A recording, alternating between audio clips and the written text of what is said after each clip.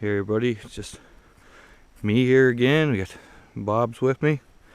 Anyway, we're just on a little break there. We're going to set some eel nets, so just thought I'd come down to this place and make a little video. Neat little spot along the walking trail here. Anyway, it's a little cemetery, little graveyard. In case you're wondering what all the rocks are here for. Anyway, most of the, I'd say 95% of the people that are buried in here are people that died during the Yankee Gale. So I've heard lots of talk over the year, you know. So I Googled it and got some information, exactly the dates and stuff. So anyway, I'll just read off what I got. The Yankee Gale occurred on the night of October 3rd, 1851, and continued for 2 days. The New England fishing fleet, that was whatever that that was off in the waters off of Prince Edward Island, gave the Yankee Gale its name. At least 90 ships were destroyed and approximately 200 men died during the Yankee Gale.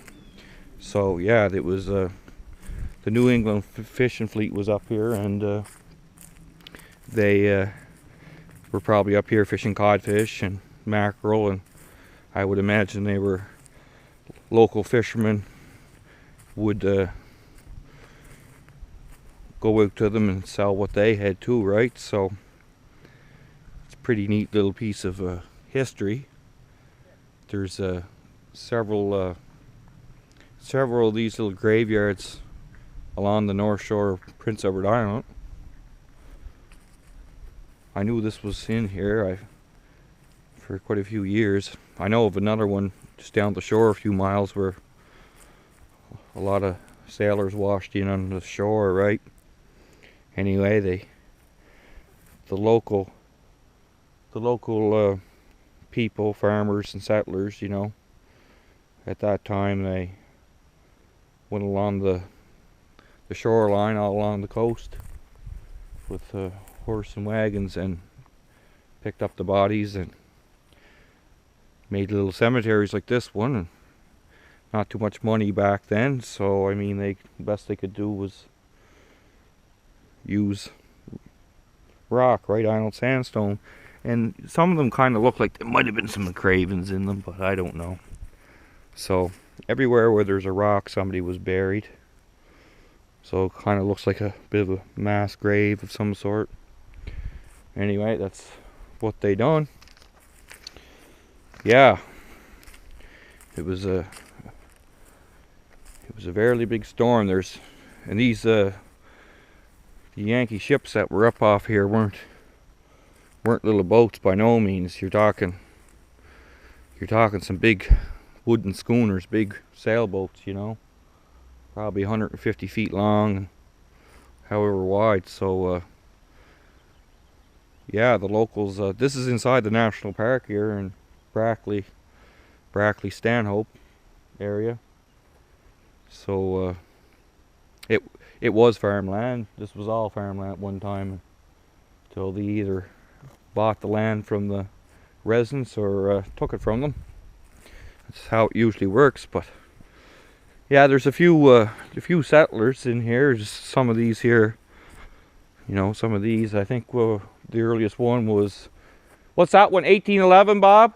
Yeah. There's one over there, 1811. So I think this part of the island in here, I know we have a sign on the road. The Cove Head Road is the oldest road on Prince Edward Island, and I think it's been there since 1711 or something. And it actually just started up here in the walking trail. And the reason why, there was no roads obviously, but they built a road from the north shore into the city of Charlottetown, which would have been a big place back then, right?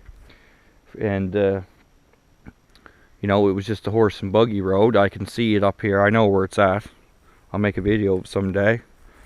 It's no longer in use, this end of it, of course, right? Because it's national park, it's grown up, but you can see it. You can see where the road was, because simple reason is all these rocks are piled along the edge of it, right? This is when they cleared the land.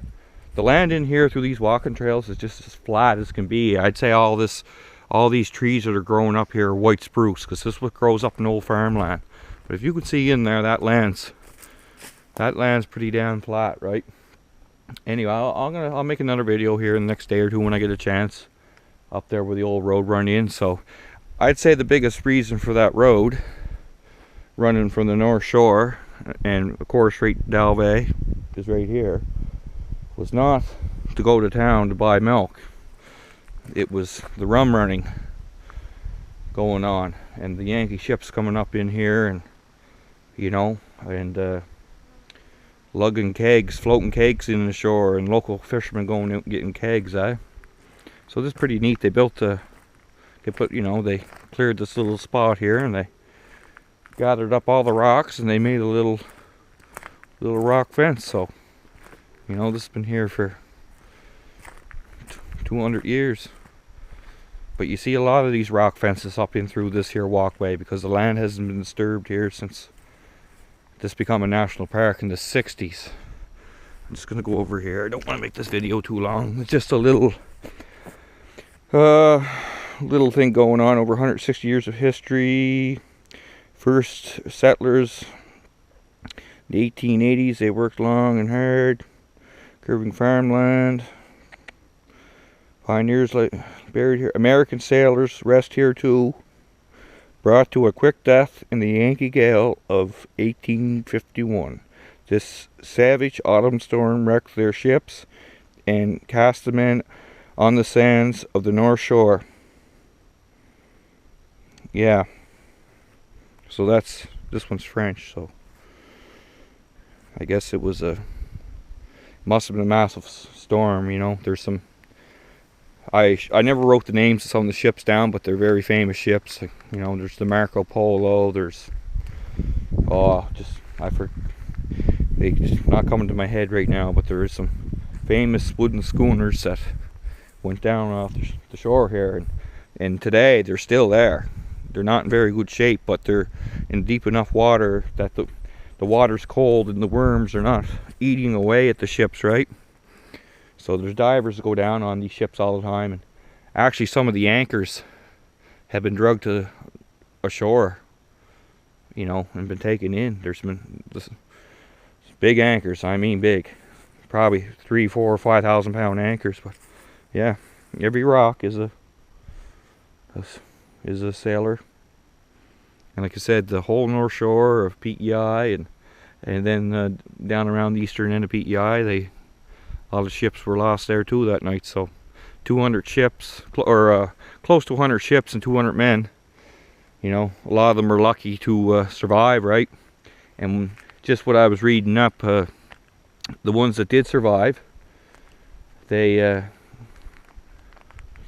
local farmers and people saved them, and you know, rescued them, and they looked after them for weeks and weeks, and I think, you know, until they could get away back. Anyway, we're just going to end off with that, and I'll make another video of up there someday, and just show you the lay of the land and how the rock walls are. So I thought this was pretty cool, just make this little video. Anyway, everybody have a good day.